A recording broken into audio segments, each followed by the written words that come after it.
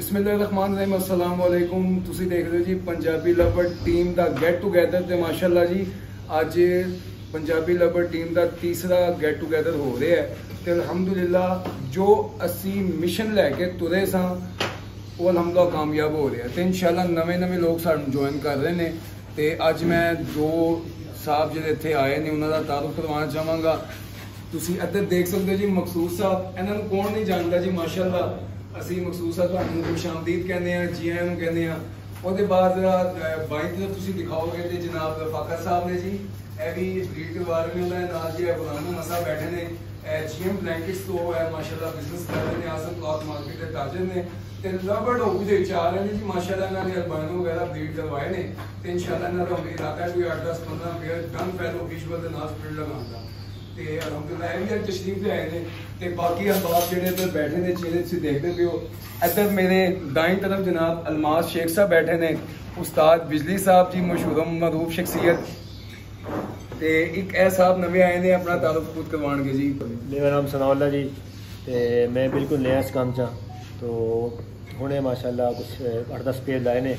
इंशाअल्लाह next पाइया number चलांगे, अल्लाह खैर करे इंशाअल्लाह जी। असी इंशाअल्लाह मौजू लाने नुमान भाई बोलेंगे। उस तो पहले मेरा मकसूद भाई ना मैं गल करना चाहांगा। मकसूद भाई सर मेहरबानी पंजाबी का बोलना कि तुसी साढ़े दोस्तों ते साढ़े व्यूअर्स नूं दसो कि तुसी कितनी देर हो गई लव बर्ड हॉबी दे विच हैगे हो ते तुहाडा जरिया मुआश की है या सिर्फ लव बर्ड नूं टाइम दे दो। थोड़ा जरा साढ़े दोस्तों जनूबी पंजाब वाले खास तौर पर तुसी दसो। सब तो पहले जी मैं सब दोस्तों को कहांगा कि अदील भाई माशाअल्लाह बहुत अच्छा काम कर रहे हैं, इन्होंने सपोर्ट करो तो जिन्ना हो सके इन्हों की वीडियो देखा करो, बड़ी इनफॉर्मेटिव होंदियां ने। तो जिस तक मेरा है कि मैनू आलमोस्ट 8 साल हो गए ने इस हॉबी दे विच ते अल्हम्दुलिल्लाह इस काम नू 8 साल हो गए तो मैं बोरियत फील नहीं की ते काम नू फुल टाइम इंजॉय दे नाल कर रहे हैं। तो इस काम दे विच बहुत अच्छे दोस्त मिले ने ते जिन्हां नाल मिल के काम करके बहुत अच्छा लग रहा है। तो अल्हम्दुलिल्लाह मैं PLF they which 2023 they which show दे विच अपने बर्ड लैके गया ते अल्हम्दुलिल्लाह अल्लाह ने इज्जत नाल नवाजा है।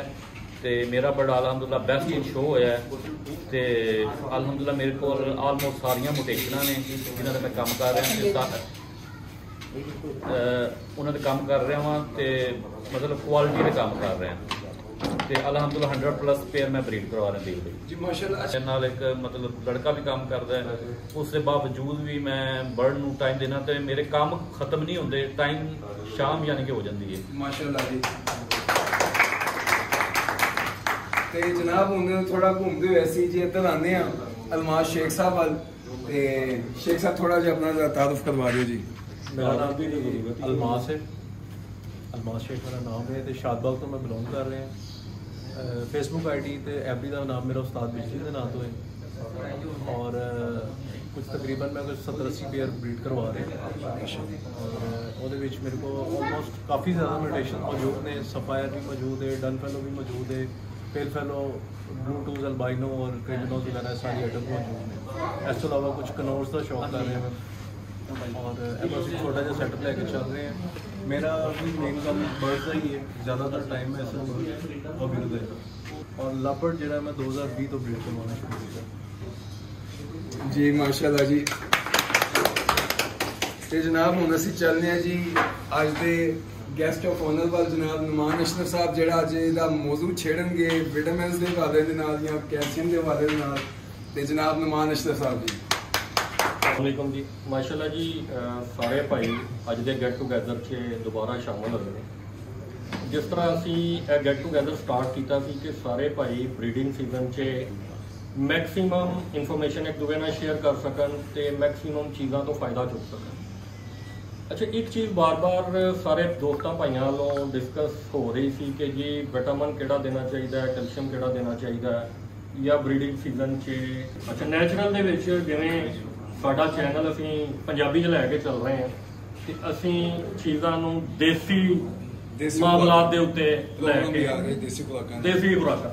अच्छा देसी खुराकां का फायदा यह है कि अगर तुसीं बर्ड नूं पांदे हो तो थोड़ी ओवरडोजेज भी हो जाती है तो वो नाल बर्ड नूं नुकसान कोई नहीं होता। जबकि अगर तुसीं विटामिन किसी भी कंपनी के जिवें कि अजकल बहुत सारे विटामिन ऐसे चले हैं जोड़े कि पोल्ट्री के है टाइम असीं बेसबरे होकर ਥੋੜੀ ਜ਼ਿਆਦਾ ਯੂਜ਼ ਕਰਵਾ ਦਿੰਦੇ ਆ ਤੇ ਉਹਦਾ ਨਾਲ ਸਾਨੂੰ ਫਾਇਦਾ ਹੁੰਦੀ ਜਾਂ ਨੁਕਸਾਨ ਹੁੰਦਾ।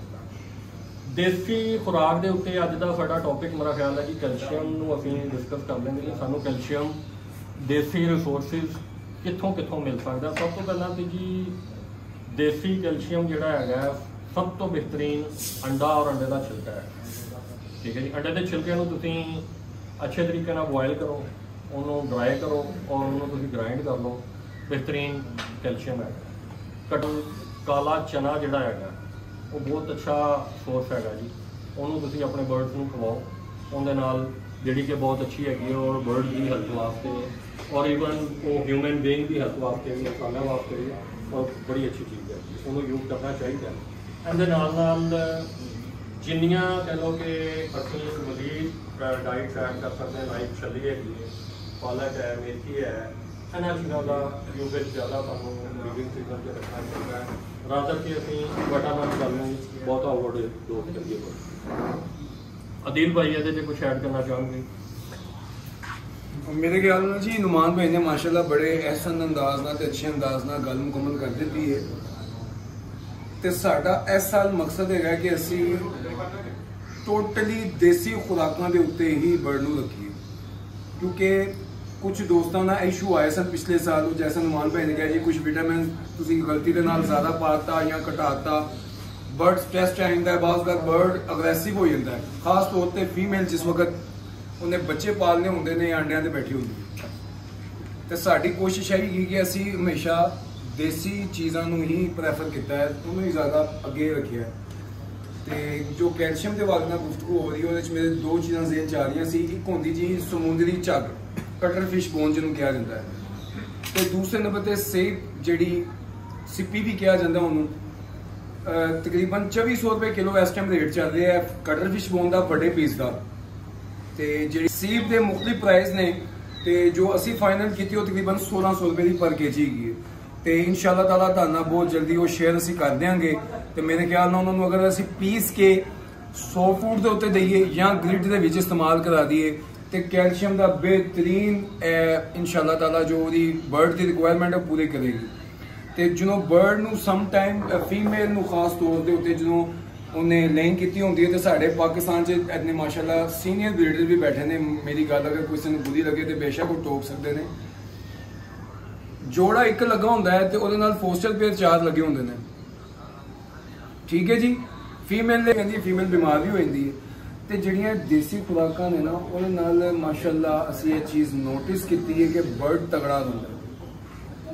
वो जो प्लकिंग का इशू तो होर भी कई इशू आते हैं, खुदा ना खासा एग बॉन्डिंग का, वो चीज़ां देसी खुराकां नाल नहीं आंदियां। ते मेरे ख्याल नाल हुण माशाल्लाह तुसी अपनी अपनी राय पेश करो कैल्शियम के हवाले दे नाल। रफाकत नाम है मेरा, ठीक है, और माशाल्लाह अदीब भाई ने ज्वाइन किया, इंशाअल्लाह ताला उन्होंने नाल इंशाअल्लाह पूरा कोऑपरेट करांगे। कैल्शियम के हवाले नाल गलबात चल रही है, इंशाअल्लाह ताला जो नॉलेज इन्हों को सानू मिलता है या सानू इन्हों असीं दे सकते हैं, इंशाअल्लाह जरूर देंगे।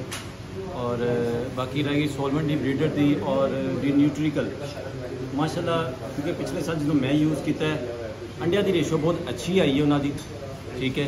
वो जो असीं माइलिक यूज़ किया ना नाल थोड़ा जहा उन्हें थोड़ा डिस्टर्ब किया। इस को जो कैल्शियम और विटामिन यूज़ करते हो एक कंपनी का यूज़ करो, मिक्सिंग ना करो।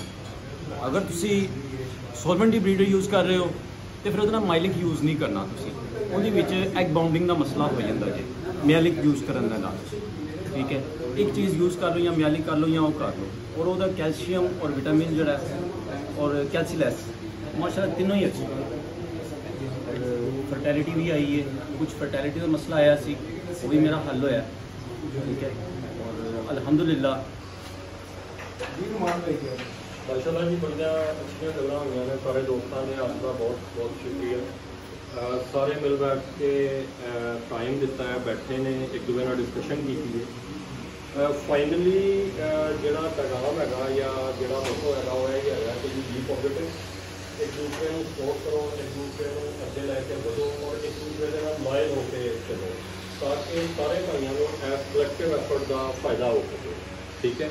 यही देखो अज तक जिन्नियां भी कौमां ने तरक्की की आ वो यूनिटी के नाल ही अगे वधियां ने, और सब तो पहला यूनिटी साडे विच होनी चाहिए है। जो असीं यूनिटी के नाल अगे चलांगे ਤੇ ਸਾਨੂੰ ਸਾਰਿਆਂ ਨੂੰ ਫਾਇਦਾ ਹੋਏਗਾ। ਵਕਤੀ ਤੌਰ ਤੇ ਅਗਰ ਕਿਸੇ ਦੋਸਤ ਦੀ, ਭਾਈ ਦੀ, ਕਿਸੇ ਟੀਮ ਮੈਂਬਰ ਦੀ ਕੋਈ ਗੱਲ ਬੁਰੀ ਵੀ ਲੱਗਦੀ ਹੈ ਤੇ ਉਹਨੂੰ ਥੋੜਾ ਜਿਹਾ ਇਗਨੋਰ ਕਰੋ, ਟੋਲਰੇਟ ਕਰੋ, ਸਬਰ ਕਰੋ ਔਰ ਤੁਸੀਂ ਦੇਖੋਗੇ ਤੁਹਾਡੇ ਤਲਕਾਤ ਡੇ ਬਾਈ ਡੇ ਸਟਰੋਂਗ ਹੋਣਗੇ। ਠੀਕ ਹੈ ਜੀ, ਥੈਂਕ ਯੂ ਵੈਰੀ ਮੱਚ। ਸਾਰੇ ਭਾਈ ਟਾਈਮ ਕੱਢ ਕੇ ਆਏ ਨੇ। ਇਨਸ਼ਾਅੱਲਾ ਅਗਲਾ ਗੈਟ ਟੂਗੇਦਰ ਜਿਹੜਾ ਵੀ ਹੋਏਗਾ ਉਹ ਅਨਾਉਂਸ ਕਰਤਾ ਜਾਏਗਾ ਔਰ ਉਹਦੇ ਤੇ ਅਸੀਂ ਉਮੀਦ ਕਰਦੇ ਹਾਂ ਕਿ ਸਾਰੇ ਭਾਈ ਦੁਬਾਰਾ ਜੁਆਇਨ ਕਰਨਗੇ ਇਨਸ਼ਾਅੱਲਾ। Thank you very much. Allah Hafiz.